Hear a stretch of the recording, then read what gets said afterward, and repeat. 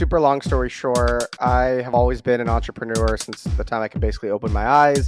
I started my first company when I was 16 years old. I got my career started actually on Wall Street in New York City at a very small investment bank.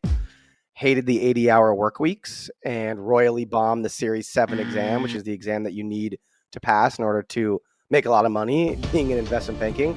And about 2 weeks after I bombed that exam, one of my clients who I was helping raise a Series A round for asked me to run her Facebook ad. So she gave me just $2,000 in ad spend.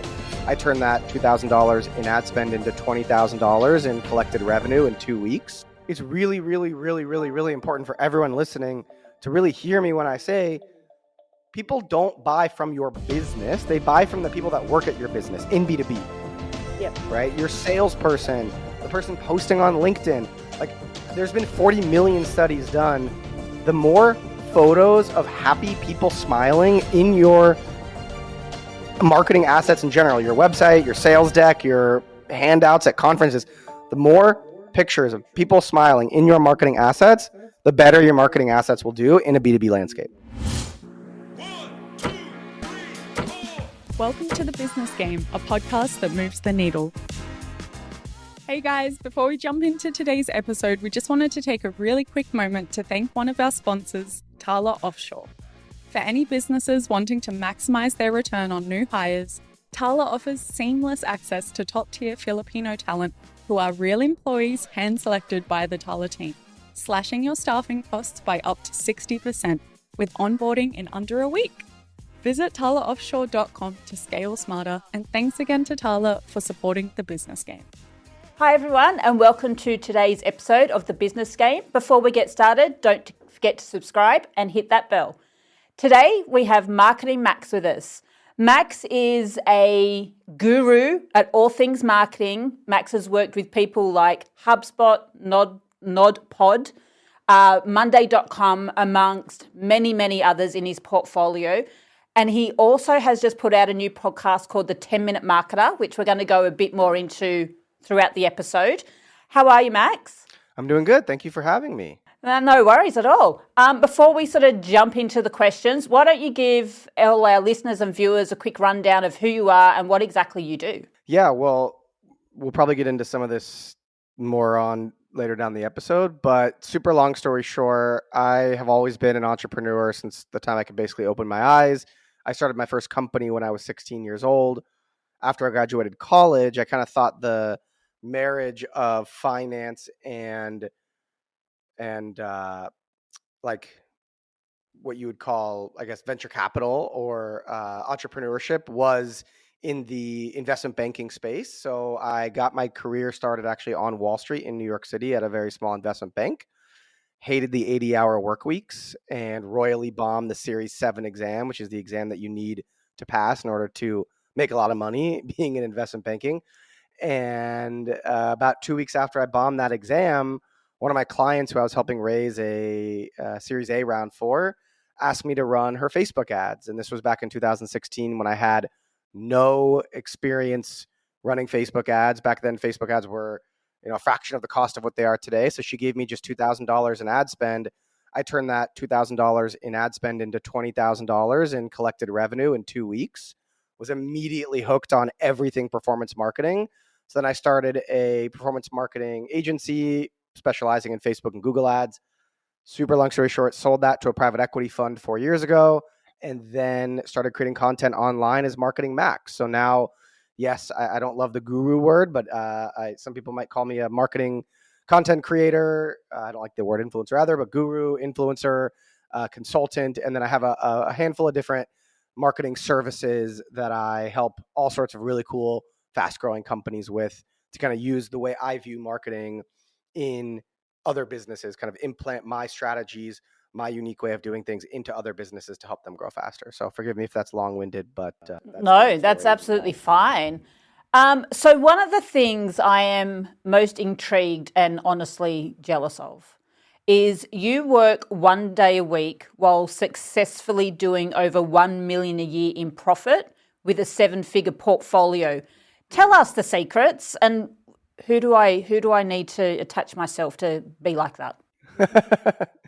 Yeah, well, it kind of happened during the pandemic. I realized that when I started working from home full time, my day would often have 3 or 4 calls in it. Hmm. And I would basically wake up every day and see, okay, I have a call at 9, I have a call at 10:30, and then I have a call at 4. And Yeah. I would schedule my whole day around those calls that were just randomly sporadically put on my calendar. And I kind of did the math and I was like, wait, this is really only like a day's worth of calls. Mm. And I'm the founder, I'm the CEO. Ego aside, like people want to work with me and they want to speak with me. So why don't I just make a rule that I'm only taking calls 1 day a week? Hmm. And I thought about it and I was like, well, I like to travel. So, definitely don't want that to be on a Friday. Oftentimes there'll be a lot of work that comes out of the calls if I had it all on one day. So I don't want it to be on Thursday either. And I kind of picked Tuesday as the call day. And so for the last 3 to 4 years, I've only taken calls on Tuesdays. Hmm. Literally, like we're doing this on a Monday. You're my only call all day. Yeah. I went out and had lunch with my wife and my daughter. Worked out. I got like an hour's worth of laptop work in. So yeah, I mean, outside of Tuesdays, I really don't work much. I'm not really on my laptop. Maybe I'm answering a few Slack messages here and there or emails here and there, but I really don't work much outside of Tuesdays. And the secret to doing that is really having an amazing operations manager who can meet with every member of the team, identify the checklists that need to be done for every single action that could ever potentially happen in your business, and then having that person kind of be the implementer as well to make sure that everything is being followed on time, and all the checklists are being checked off, I guess. Yeah. So it was kind of a perfect concoction of books that I'd read, where I kind of implemented my favorite strategies from this one book called The Checklist Manifesto, another book called Freedom to Focus, which talks about the Eisenhower Matrix, Hmm. which is like things that are important and urgent versus things that are not important but urgent, things that are important and not urgent. Like it took me a little while to really get there, but yeah, I've been able to build some really lean, really amazing businesses that truly help our customers and clients. But I'm really not needed much beyond creating content and meeting with the team every Tuesday to make sure that we're meeting our KPIs and goals and solving any problems that need to happen. So all my friends ask me to write a book or come out with a course. I'm not a big course guy, but it's showing all of my different ways of doing it because there's a lot of nuances to it. Like the way I manage my inbox, I work off this thing called Inbox Zero, where my inbox is basically my to-do list. And so if I'm not going to do something today, I'll snooze it to the day that I want to do it. Yep. But yeah, that's the long story. So going back, you said, having a chief operator is key to the structure of how you're working. What do you find? And I know like a lot of businesses quite often will run with their C-suite, but won't always have an operator in place. What do you find is that, other than obviously the main benefit for you is being 1 day a week where you're just doing calls? What other benefits are there for, teams, I guess, in businesses leading that are like looking down the path going, do we need an operator in? I would argue every single company on planet Earth needs a full-time overseas operations manager. Mm-hmm. I don't sell a placement service on that. Like I don't say that because I make money off that. Like I fundamentally believe, and I've had conversations with friends like, well, I run an e-commerce business. Like I don't need an operations manager. It's pretty simple. And then I start asking questions and uncovering, okay, how do you spend your day? How does your team spend their day? Do you have a process and system for that? And then I'm like, literally pull open your email inbox or pull open your Slack, read off some of the messages that your team is sending you. Yeah. And if they're asking you for approval on things, if they're asking you your opinion on how they should handle a particular email or a particular fire that they're responsible for pulling out, but they need your input or they want your help for it, that's where an operations manager steps in and says, oh, like this is the step-by-step process that should happen when this kind of trigger event happens. Yeah. And so it's really like the whole freaking business. They run the whole board, if you will. In some ways, it's almost like a COO, chief operating officer, or in some ways, it's like a CEO. Yeah. Right? Like for a smaller company, the operations manager is literally running the business while the founder, maybe CEO, owner is really making sure that all of the things are running on time and that everyone has the resources they need and thinking about the future, how to get more business, how to retain the talent better and everything else. But in terms of the day-to-day, step-by-step things that need to happen in order to keep the lights on in the business, keep the customers or clients happy,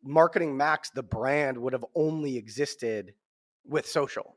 It would not have existed without social.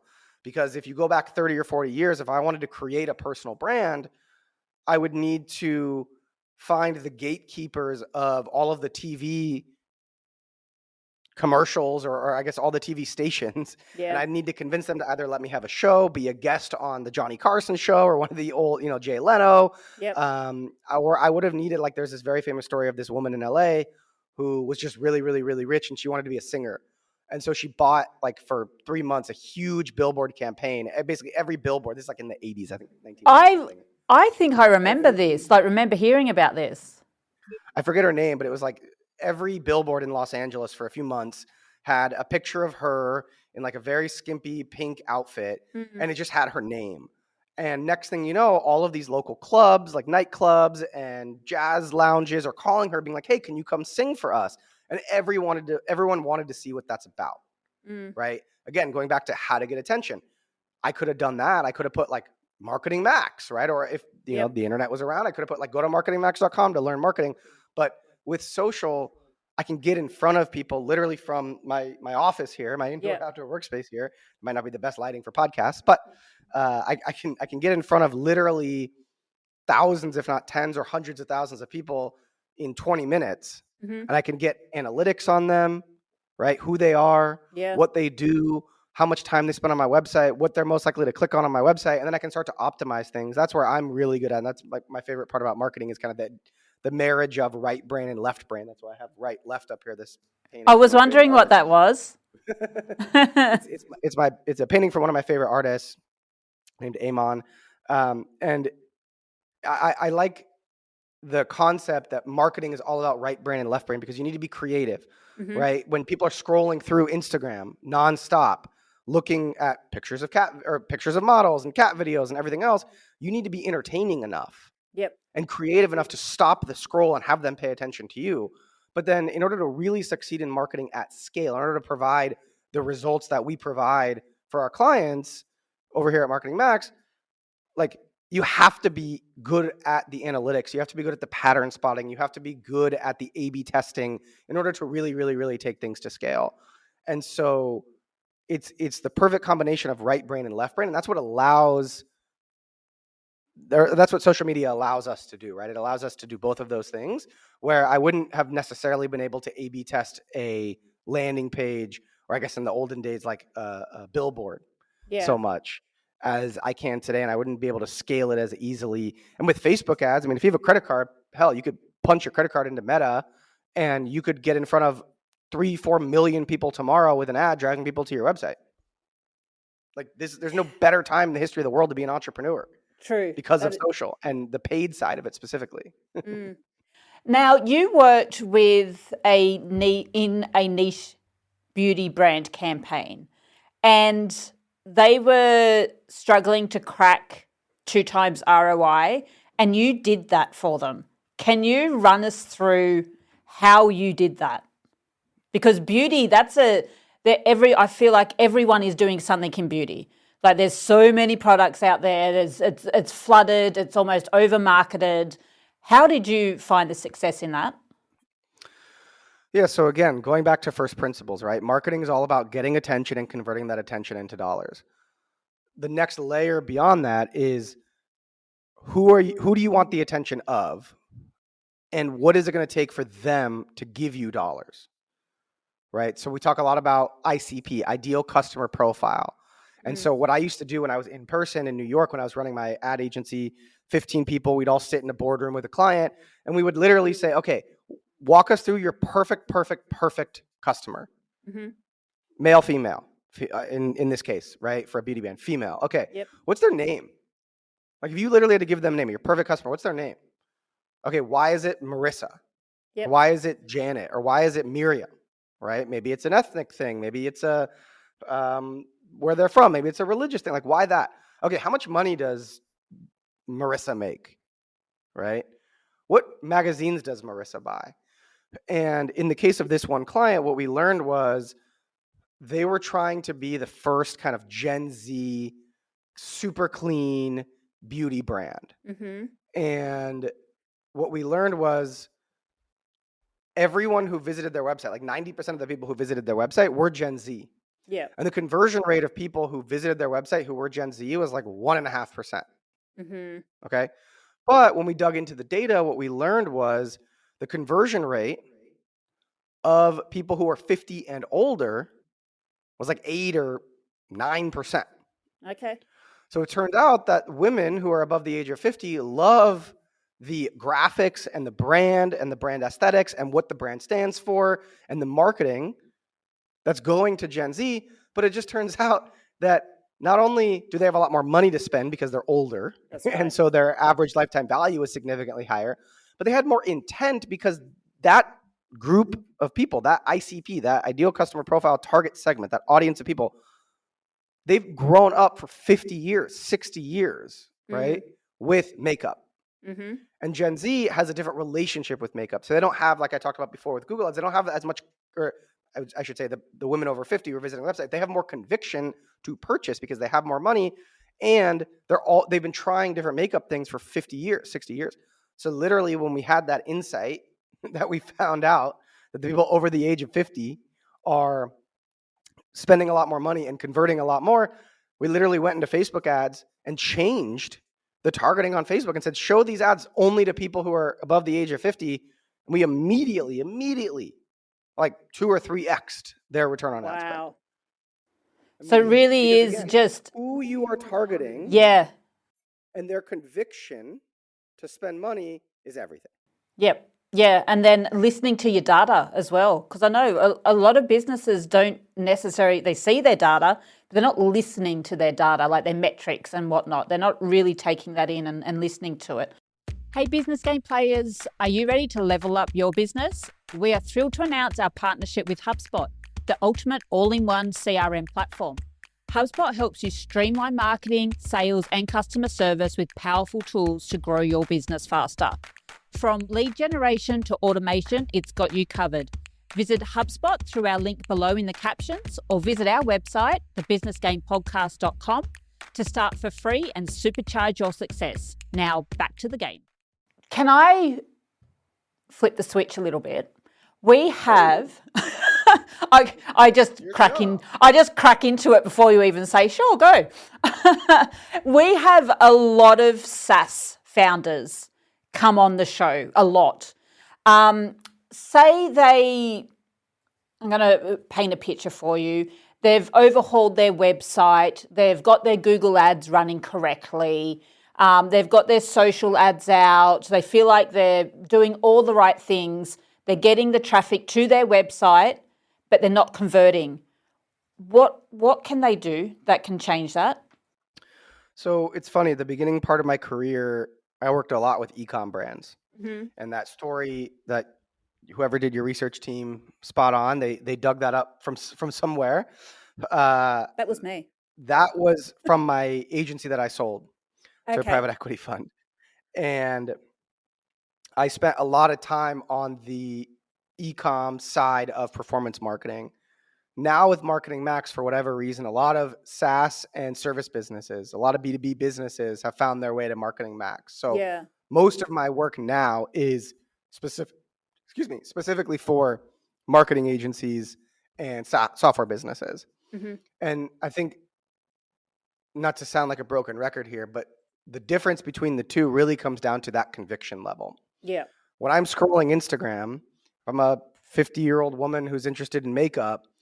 It's not so crazy for me to be looking at a picture of my grandkids, looking at a picture of a model, looking at a picture of an influencer, looking at a video of an influencer I follow, and then seeing an ad for a makeup brand. Yep. Finding something really cool about it and purchasing it right then and there. Mm-hmm. Right?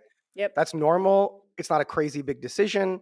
It's not even a big ask. Oftentimes, it'll be $50 at checkout, $30 at checkout, depending on who the client is or like what the product is that you're selling.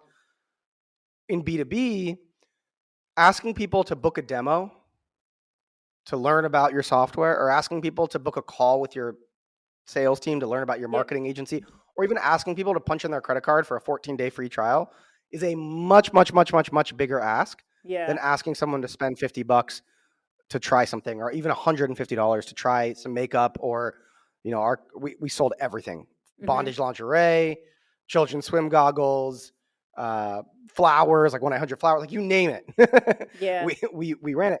And so what I think gets lost a lot in B2B, and specifically for the SaaS people who are listening, is the middle part of the funnel, Mm-hmm. right? The middle part of the funnel, the education piece. You have to do a lot more educating. You have to do a lot more articulating why your product or service is even needed in the first place, because a lot of people aren't even problem aware. They don't recognize that they have the problem that Yeah. your solution sells, Yep. or that your solution provides, right?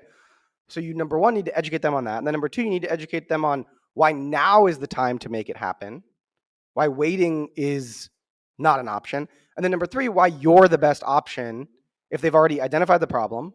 Mm-hmm. If they've already decided now's the time to solve it, then you need to explain to them why you're the person who's going to help them solve it, in their budget, on the timeline that they want, with the stipulations that they want.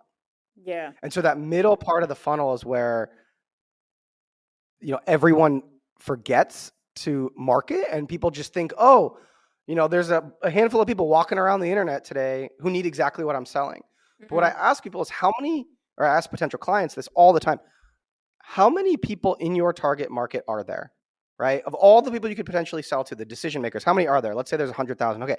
How many of those 100,000 HR professionals with, at a company with more than 5,000 employees, I'm just making up a number here, but like how many of those of your core ICP woke up this morning saying, I need to solve this problem? Like actually woke up and like, hey, I'm going to spend 30 minutes or I'm going to spend an hour today trying to find the software tool, the service provider that's going to solve that problem for you. Yeah. And the reality is it's probably very few out of the 100,000, even if that's your number, right? To use this fake example that we're coming up with. It's very, very, very few.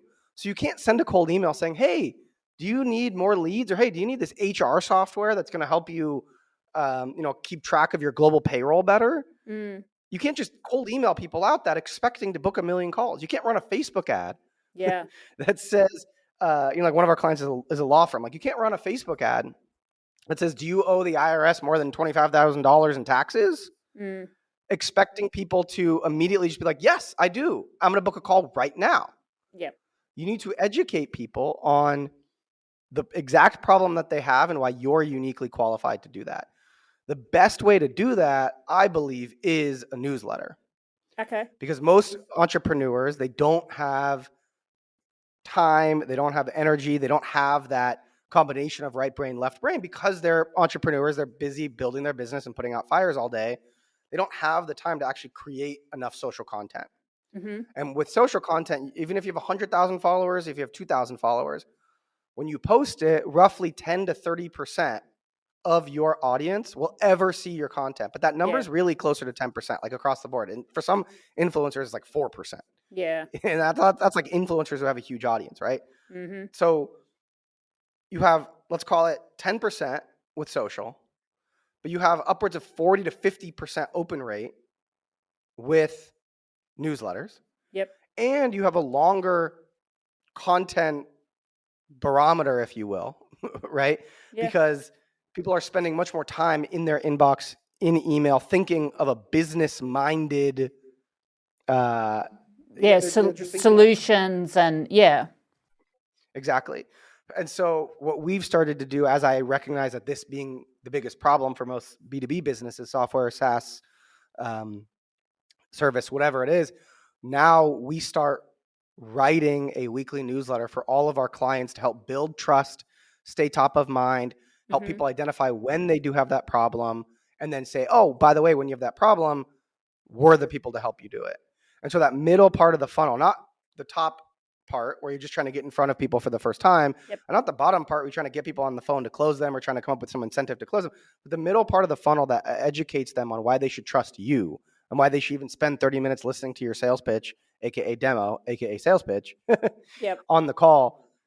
It's newsletters, period, end of story. And I've seen this literally hundreds of times where companies really, really, really struggle. They have a huge database in their HubSpot CRM or Salesforce CRM or Pipedrive CRM or Go High Level CRM or whatever it is.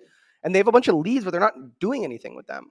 Yeah. Right? Maybe they took a sales call. Maybe they downloaded a lead magnet, but they're not doing anything in that middle part of the funnel to educate them on why they need to be purchasing from you, why they need to be booking a demo call with you, why they need to be starting a free trial on your platform.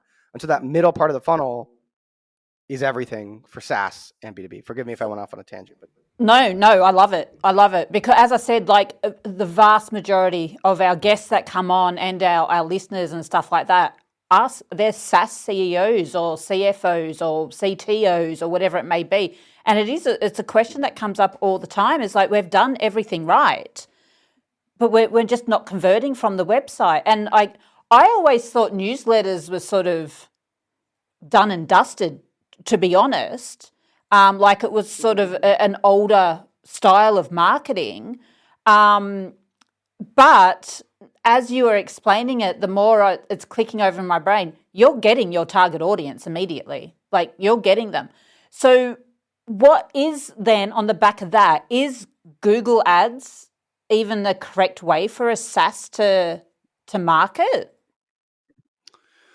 well, yeah. So to your point, right? Not only are you getting right in front of your core target audience with newsletters, but you're getting in front of them multiple times. It's the frequency that's the difference between e-com and B2B. And so there was a study done last year that was a newer version of a study done like in the 90s from Harvard. It was like, how many times does someone need to see or hear your brand before they decide if they're going to purchase your product or not? Yeah.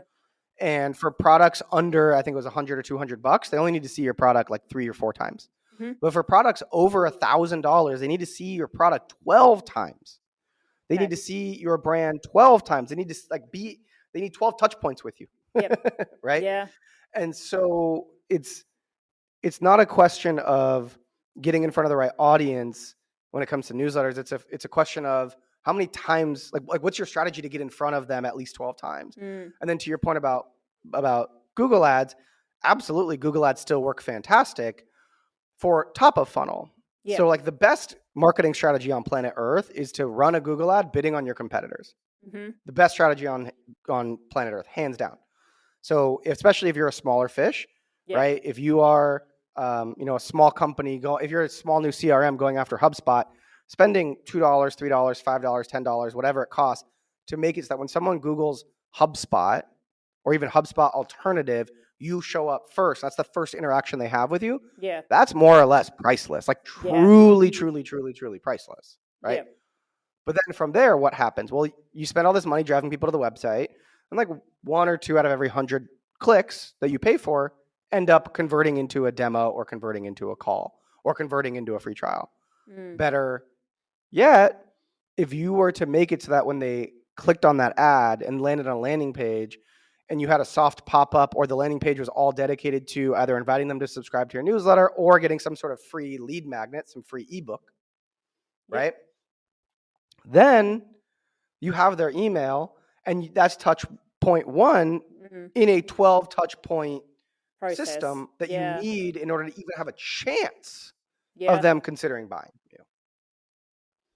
you. So I think Google Ads as top of funnel is brilliant, and I think it'll always work. But it's that middle part of the funnel where SaaS businesses, they just don't play.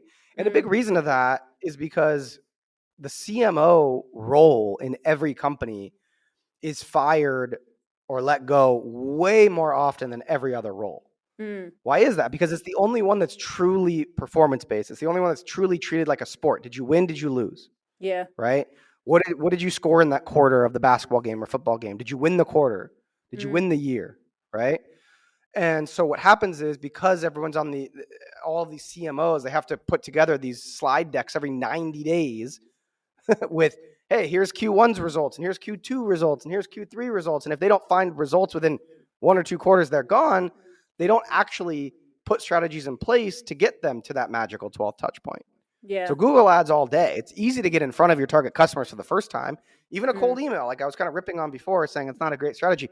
Sending a cold email could be great, but saying, hey, are you struggling with this today? Book a call right now. That's not going to work so well. Or start a free trial of my software. That's not going to work so well. Yeah. But if you start a conversation with them, if you invite them to a local event, if you ask them to listen to a podcast, literally like, hey, notice you're a CMO, in the HR space, we have a SaaS that does this. Like, it just might be worth it for you to check out our podcast. I'm not asking you to book a call, like literally put that in the copy. I'm not asking you to book a call. I'm not asking you to do anything other than like, we're creating this content out there because we want to make it easier for HR professionals to whatever. Yeah. Then they start listening to the podcast. That's another way to get them to the 12th touch point. So you have the podcast, you have the newsletter, you have retargeting ads, Yeah. right? Then they follow you on LinkedIn. So you have LinkedIn content. You need a flywheel to get you to that 12th touch point. And, with each touch point, I guess, becomes more and more trust in your brand, in your company, and what you'll have to offer. It's interesting, the psychology behind it all. Like when you really pull it apart and bring it down, this psychology to how humans work, and what makes us tick and how we make decisions. It really is just all data in, data out, isn't it? Even with our own brains. 100%. Yeah, not just in marketing, but yeah. Yeah. How critical is the solution of a bigger budget when trying to drive online campaigns? And is there any value left in placing budget back towards marketing in offline spaces? And is this more between a B2B or a B2C situation? These days, post-COVID, nothing really beats in-person events, especially if you have a high LTV. So, if you sell $100 skincare products, you're not going to have a direct ROI on your investment of an in-person event. But reallocating some budget from your digital spend, if it's not working, to I just love dinners. Like, invite 10 of your favorite clients or target customers to a really nice dinner, pay for it, have everyone just network and talk, and then at the beginning and the end say, hey, this is, we're so-and-so and we do X. If you want to learn more, have a conversation here. I've been invited to a handful of those. I've hosted a handful of those. Like, that's amazing, truly, especially if your LTV is high, right? So if you're going to spend $5,000 to have 20 people at a table for that dinner, really nice dinner, wine, whatever, you get one contract for your SaaS business that's going to sign $100,000 a year contract, like that more than pays for itself. Oh, yeah. But I want to reiterate again, that's only one touch point. Yeah. So you've got to have those others to back you up, continue with the trust, keep them yourself at the forefront of their mind. And exactly. Like that event might be worth 2 or 3 touch points because it's just such a high level of trust, like so high, like so crazy. Yeah. In person, one-on-one time, the phone's not out. There's no, you're not competing with cat videos and pictures of influencers and memes and everything else in the feed. Not to abuse that analogy, but like that's just how the brain works these days. That's how everything works. Is. Like the ROI on that might be great, but you still need multiple touch points. Yeah. Yeah. You've mentioned influencers a couple of times. Not about influencers, but just how they work and whatnot. Is it still a valid choice of marketing, going via an influencer? It is. Do going and buying an influencer, like using an influencer for your product. I find that there's getting to be a little bit of influencer fatigue. I don't know how another way to put it, of people scrolling and just seeing influencers promote stuff they really don't give a shit about, and what they're doing. But on the flip side, what would be a good conversion from an influencer if they are still worth, say for a beauty product, going down that route?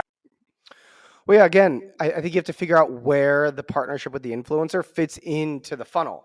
So are you partnering with an influencer because you want to reach their audience and their audience has never heard of you before?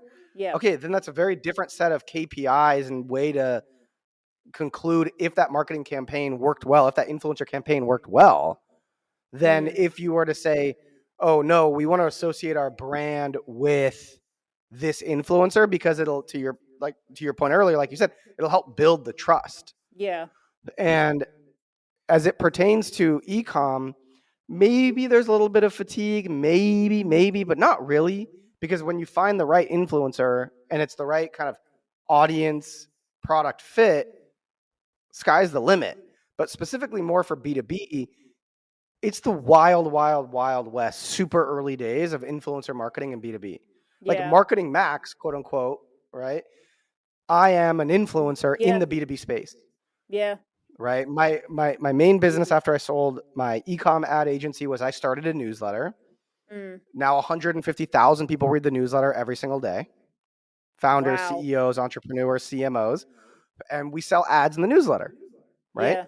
But on our rate card, beyond just buying ads to reach the Marketing Max audience of 150,000 people who read the newsletter every day, you can also partner with us for a social post on Twitter, or a social post on Instagram, or a social post on TikTok, or a podcast, or whatever it might be. You can partner with Marketing Max.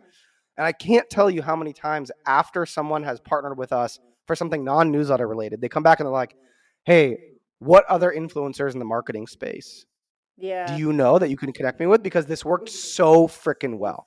Because remember, in Yeah. B2B, people buy from business. Or sorry, they buy from people. Yep. Like, business is people. They buy from other people. And so when Marketing Max is recommending a product, which, by the way, I only ever do if I actually use the thing. And believe in truly it. believe in them. Yeah. And believe in them.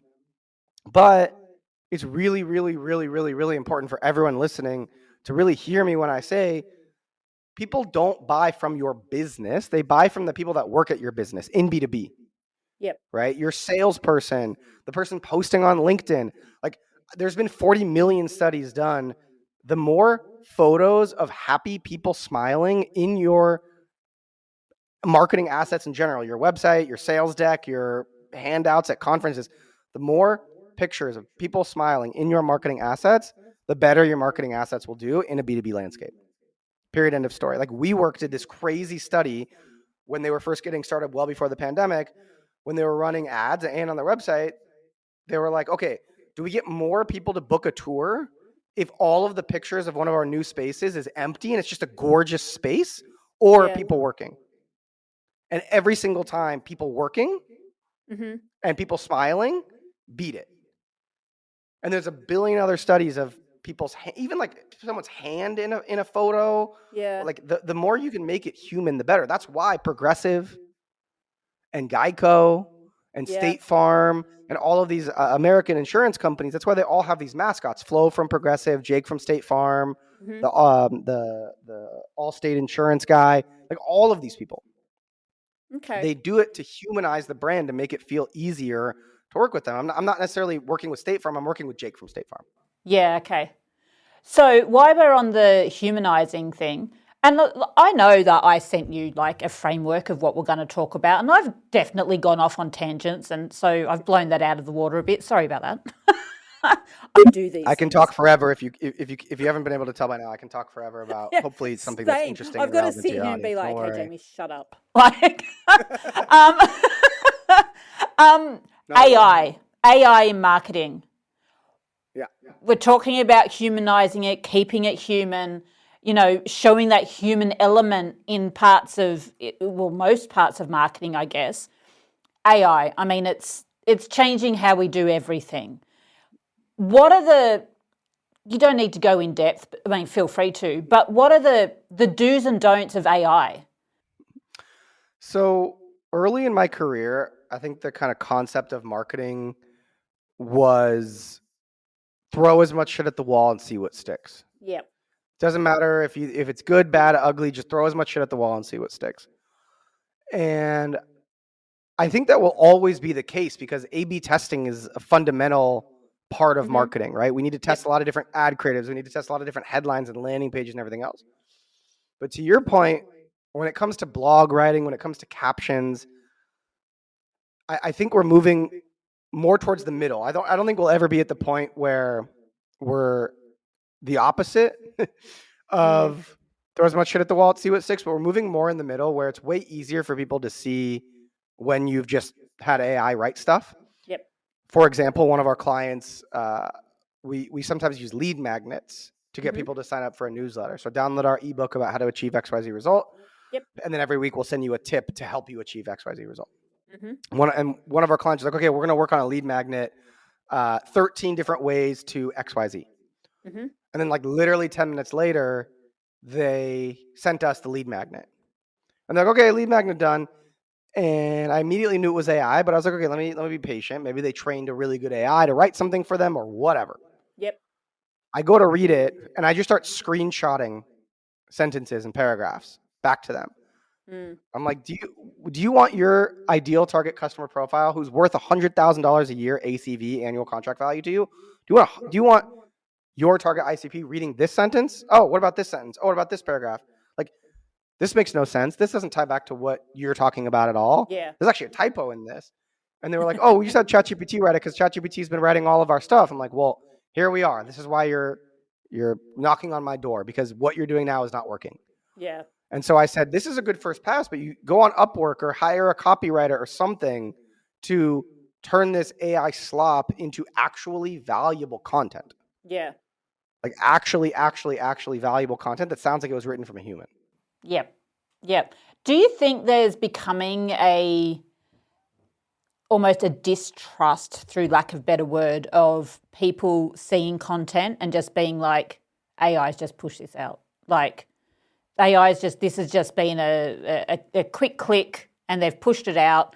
Do I trust it now because they're not actually working on their content, or what else aren't they working on? What else is AI doing? Do you reckon there's some kind of distrust in that? I don't know if there's distrust, but kind of going back to my point about, early on, it was throw as much shit at the wall and see what sticks. And I don't think we'll ever get to the other side of it. Yep. I think it's becoming increasingly more and more and more important to not just put out slop. Mm-hmm. Some people might say, oh, having a tweet, like the platform I spend the most amount of time on that I'm most obsessed with is Twitter by far. I have like 50,000 followers. Me too. Or anything else. Okay, well, we didn't. I get it. Before this, so we need to follow each other. But like, I'm just obsessed with Twitter, and I have so many people that tell me, I used to have a ghostwriter, but they were like $3,000 a month, and so now I just have ChatGPT write it. And my first answer is always, well, how long have you been doing it? I don't know, like a month. Well, how's it going? And every single time they're like, yeah, it's about the same or worse. Yeah. And so every time I say, well, what do you mean about the same? Like, let's pull up the stats and look at it. I'm a big numbers guy, right brain, left brain. I'm a big numbers guy, and I look at the stats. I'm like, actually, it's not the same. It's gotten worse every single freaking time. Yep. And I say to them, posting a tweet that's very clearly written by AI, that really is not in your tone of voice, really not that valuable, for the first time maybe in the history of ever, having a C+ level tweet, you might as well just have no tweet. Because to your point, people are going to start unfollowing, and they're going to say, okay, this guy's clearly just lazy, or gal, this lady's just lazy, or guy, whoever they are, this person's lazy, and they're just not doing it. They're not doing the work that it takes. They're not providing good enough value. They're giving me McDonald's when I really followed them because they used to give me, a Michelin star meal, right? Michelin star entertainment. So I think for the first time ever, I don't know how to say this. I should probably figure out a better way to say it. But for the first time ever, like posting C+ level content, especially on Twitter and LinkedIn, will do more damage than it does good. Before, it just used to be shitty in the algorithm. 5 people will see it, and you don't get growth. You don't get likes. You don't get engagement. You don't get DMs of people saying, I want to work with you, whatever. That's fine. Yeah. But now, to your point, I think there is starting to be a lack of trust from people who very clearly use AI. Where do you see marketing going in the next 2 to 3 years? What do you reckon is going to change up? I mean, obviously, we've just spoken about AI. It's not going anywhere. I think we're going to see a lot more slop in everything. I think we're going to see a lot more shitty ads. I think we're going to see a lot like an increase in shitty content online. And, we write newsletters for like 50 companies every single week, all of our clients. Wow. I have a team of 6 full-time writers that are writing every single day for all of our clients. Yeah. And what I say is the people who use AI to replace talent, those people are going to be the ones that are going to be out of business.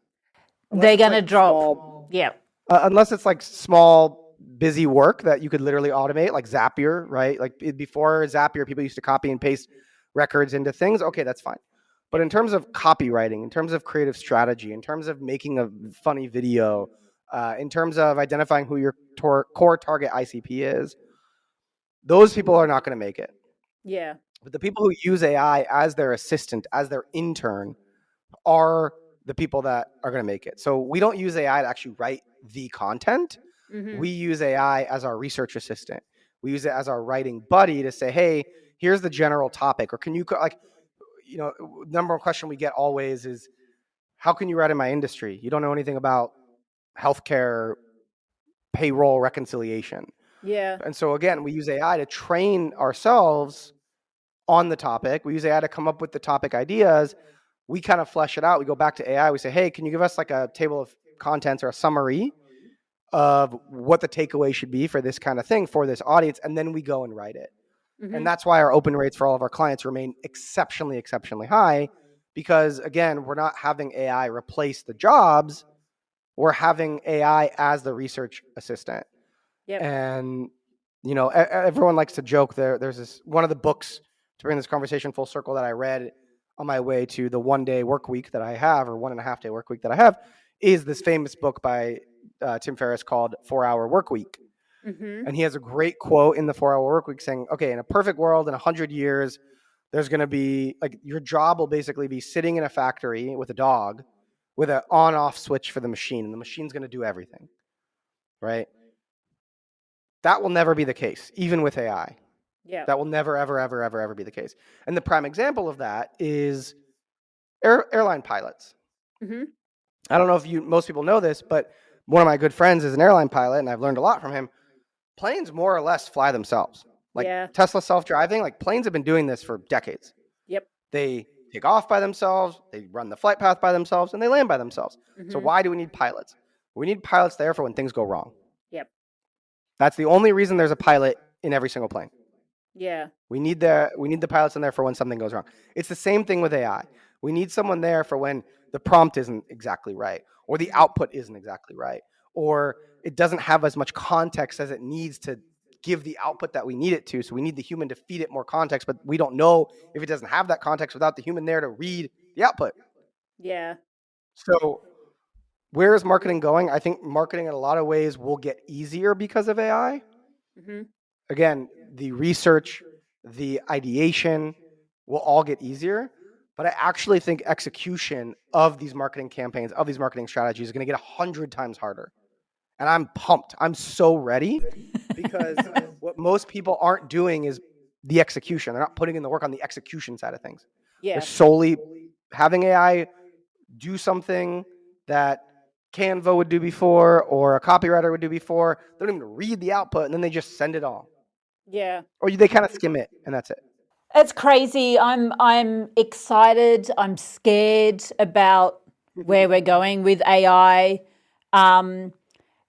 But I'm glad you said what you did, and I truly hope that a lot of C-suite leaders that sort of listen in don't just want output from their staff because there is now AI to be quick. You can now do 50 things instead of the 10 you used to be able to do in the same time period because the quality's not there, the human touch isn't there. The human brain is no longer in it, and you can tell. There is no doubt about it. You can tell. So I'm really glad you sort of went in depth on that because I think it's worth reminding people that it is an assistant. AI is there to assist us. It is not there to take over us.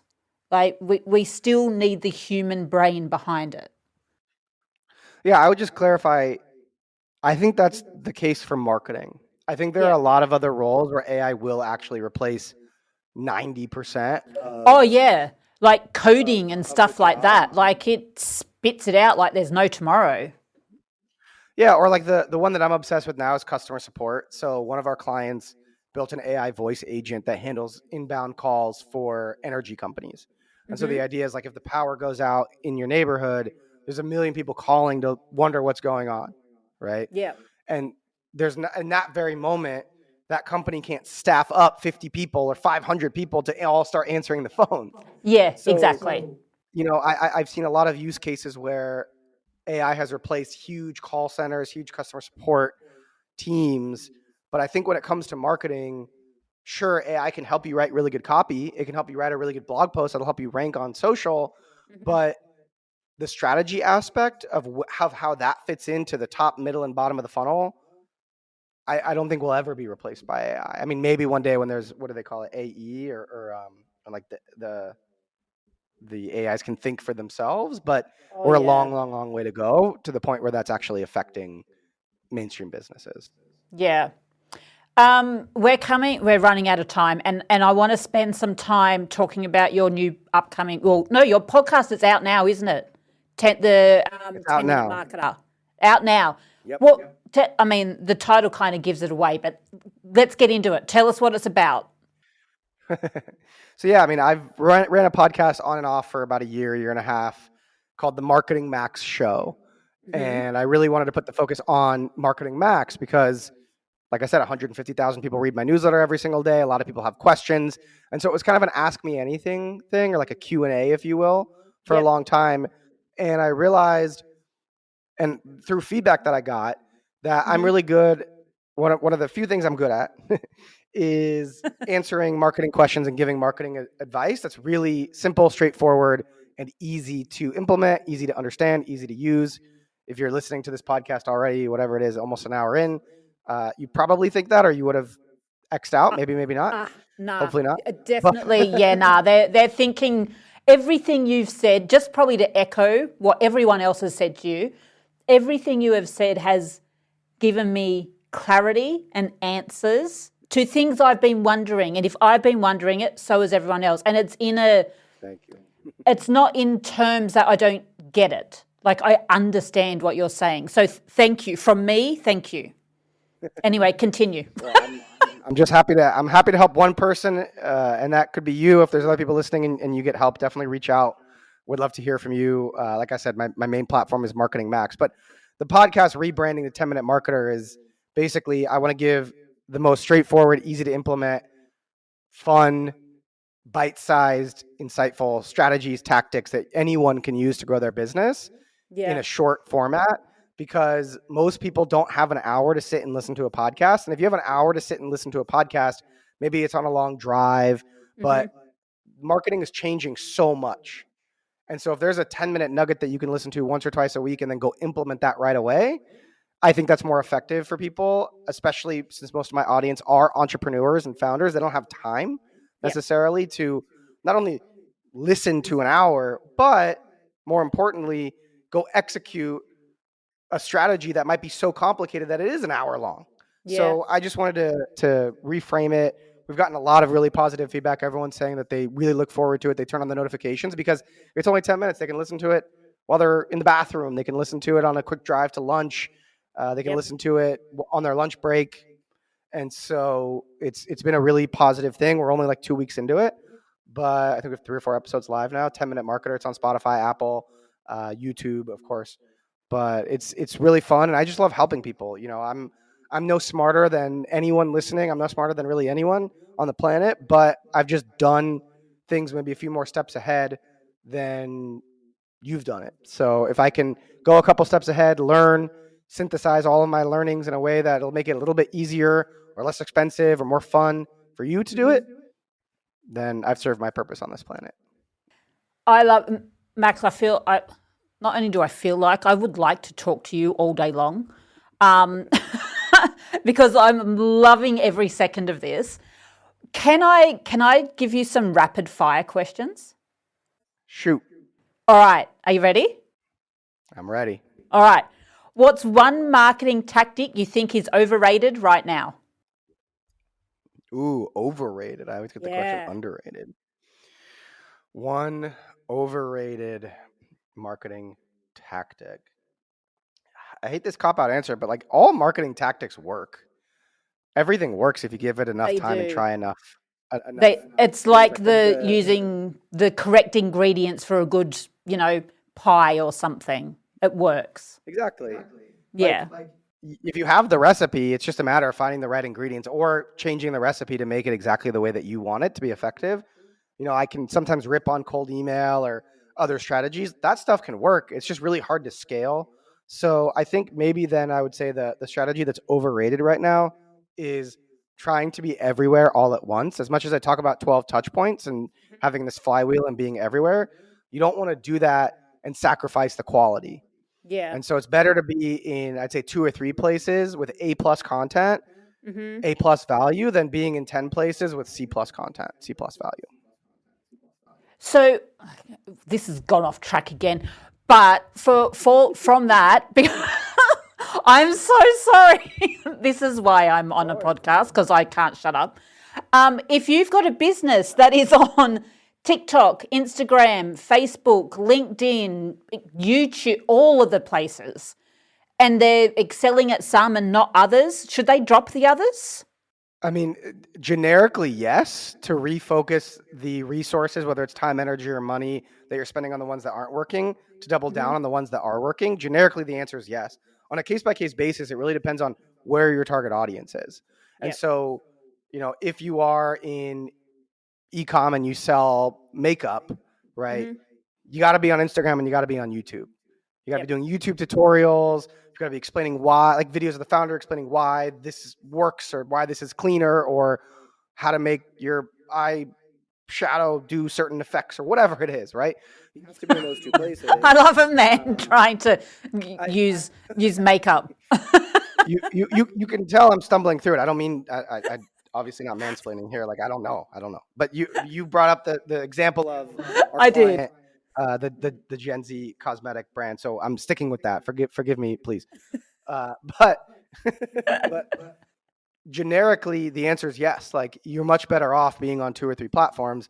Now, again, it's nuanced for each company, for each situation, depending on who your target ICP is, but also, repurposing a TikTok to Instagram Reels and YouTube Shorts, that's pretty low lift. And you could get away with maybe creating like content that's an A or even A minus on TikTok. That might be a B minus on Instagram, but at least like so long as you're not creating C plus content, anything like 3.0 and above. Yeah. I had a terrible GPA in college. That's why I like sometimes using those analogies. But yeah, I mean, it really comes down to like where your target audience is, how much resources you have to really learn that platform. Because you could create a TikTok, right? It's the same format, same style, same general kind of things work on TikTok as they do on Instagram. But the zeitgeist is very different on Instagram. The zeitgeist is very different on TikTok. It's very different on YouTube. And so something that's trending on TikTok might not make its way to Instagram for a week or two. And so you post that thing that's trending on TikTok this week, it goes on Instagram, it flops, but if you reposted it 2 weeks later, you would suddenly get way better results because you didn't understand or you didn't track the zeitgeist of that particular thing. Yeah. Makes sense. Love it. Okay, back to rapid fire, and I will make them rapid. If you could only use one marketing channel, for the next 12 months, which one are you picking? I mean, I'm picking newsletter just because I've played the long game to get to the 12 touch points. So I have a ton of people that have just been nurtured or will continue to be nurtured for the next 12 months in my newsletter funnel. I think newsletters, again, are the most underrated thing on planet Earth. With that said, it really depends on the product or service. But for me, like, it's funny. I actually ended up running Facebook ads to promote my newsletter service. And I tested just a regular book a call funnel. Hey, if you're driving a bunch of traffic to your website, but you're struggling to get those people to book a sales call with you or start a free trial or book a demo or whatever it is, you need a newsletter. Here are 3 reasons why. And we got decent results, but I realized the close rate of people who subscribe to my own newsletter see my content about how important 12 touch points are, not just via newsletters, but via everything else, right? Retargeting Facebook ads and podcasts and everything else. By the time they show up to a call, having read my newsletter for a week, a month, a year, their close rate's significantly higher than if I just ran a Facebook ad because they're like, oh, what's this? Oh, this is interesting. This might be the one thing that might solve my silver bullet now. And so I just think the more you can build trust with a target audience, the better. And the best way to do that is newsletters, period, end of story. I love how you ended that with period. I'm sorry. You're so real. You're so real. That's fantastic. Okay, I got one more. What's one common... Oh, wow. Apparently, I've forgotten English. What's a common marketing mistake you see brands make all the time? I mean, not to beat a dead horse, but and it has nothing to do with newsletters, just retargeting. There's tons of people that visit on their website. They don't take an action, and they have no other strategy to get back in touch with that person. The old famous saying, 1 in the hand is worth 2 in the bush. Yep. Right? Yep. Like, you're better off closing someone who knows you exist and getting someone to do what you want them to do if they know, from a marketing and sales perspective, if they know you exist, than someone who's never freaking heard of you before. So a simple $5 a day retargeting ad on Meta, making it so that anytime someone visits your website, the next time they open up Instagram or Facebook or now Threads or anything else, like they see a case study, they see a testimonial, they see how you can help them. Okay, now they're one step closer to having enough trust with you to book that sales call. And it works in e-com too, right? E-com is definitely more impulse buy, as we've talked about. $150 is much less of a commitment for a lot of people than booking a sales call, starting a free trial of something. But it's just the middle part of the funnel, no matter what the strategy is: podcasts, newsletters, retargeting ads, like what my friend calls BOPA, borrowing other people's audiences. So if you have like a tangentially related audience, having as someone else in your niche, doing a podcast together, posting content together, doing a webinar together. Webinar is another great middle of the funnel tactic. Love it. Max, has been an absolute stinking pleasure having you on. I've loved it, loved it, loved it. Thank you so much. So just to wrap it up, Marketing Max, give us your last spiel on where to find you, how to reach you. I will have all your links to your podcast, your website, everything down below. But from the horse's mouth, give us one last elevator pitch. Yeah, Marketing Max. The tagline on my website is your humble marketing guru. Even though I said I don't like that name, that's why I use the word humble. You can find me on marketingmax.com. If you have questions, the easiest place to reach me is DMs on Twitter at marketingmax. I respond there oftentimes faster than I do on text, even with my friends. And check out the podcast. I'm really hyped on it. I think the new format's fantastic. It's really helping a lot of people. We're really breaking down complex marketing strategies, making them bite-sized that you can implement in 10 minutes. So 10-Minute Marketer, Spotify, Apple, YouTube. Thank you for having me on. Amazing. Thank you so much. And we will chat to you soon. Cheers. Thanks, Max. To help support our continued mission to provide free, best-in-class advice from the world's most compelling business leaders, make sure you hit that subscribe button and ring that bell so you never miss an episode. See you on Saturday. Thanks for tuning into The Business Game. If you like what you've heard, make sure to subscribe on YouTube and follow us on TikTok, Instagram, Facebook, and LinkedIn to stay connected. A big thank you to our major sponsor, Tala, for powering today's episode. Join us again on the next episode of The Business Game, a podcast that moves the needle.